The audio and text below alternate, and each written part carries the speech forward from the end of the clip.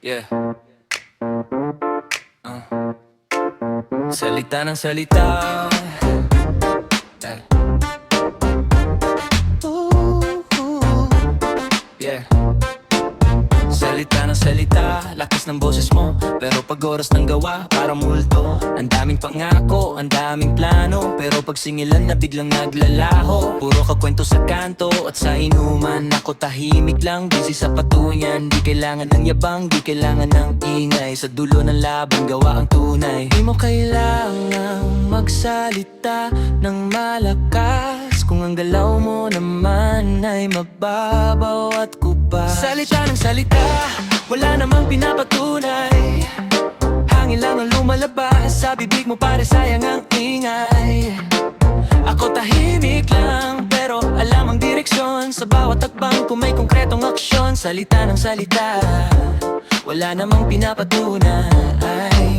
Mas mabigat ang gawa kaysa libong paliwanag. Hindi ako nagmamadali, alam ko ang aking galaw. Sa huli, katotohanan ang sisigaw.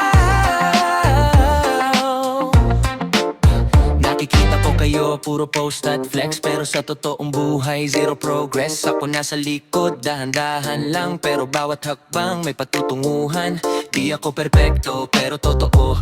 Kung may mali, inaayos ko. Hindi sa salita, sinusukat ang tao, kundi sa gawa kapag magulo ang mundo. Di lahat ng maingay ay may laman.